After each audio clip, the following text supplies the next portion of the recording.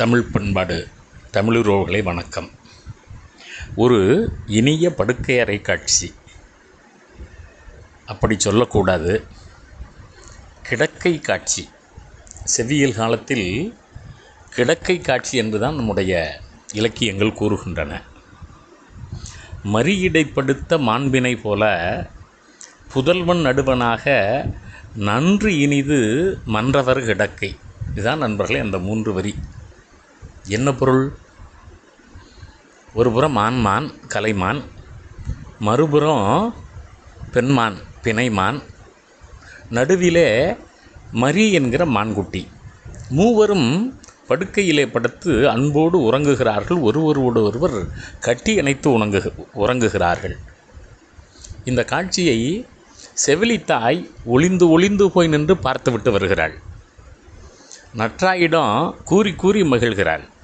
நான் சென்றேன், அங்கே கண்டேன், ஆண்மானுக்கும் பெண்மானுக்கும் இடையிலே குட்டிமான் படுத்திருப்பது போல மகளும் மருமகனும் பேரனும் அங்கு படுத்திருந்தார்கள்.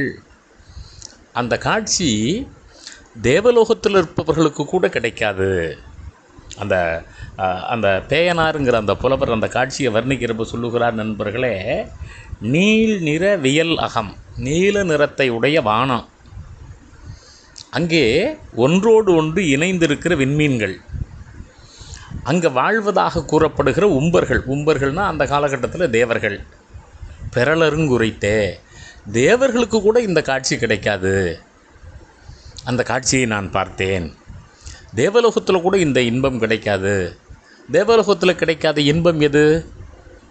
கணவனோடும் மனைவியோடும் குழந்தையோடும் ஒரு குடும்பம் அன்போடு உறங்குகிற காட்சி இருக்கிறதே, அது தேவலோகத்தில் கூட கிடைக்காது என்று செவிலித்தாய் கூறுவதாக இந்த 500 முல்லை திணையிலே அந்த கிடக்கை காட்சியை கூறுகிற போது அந்த பேயனார் நம்மை அந்த அன்பு உலகத்தில் ஆழ்த்து விடுகிறார்.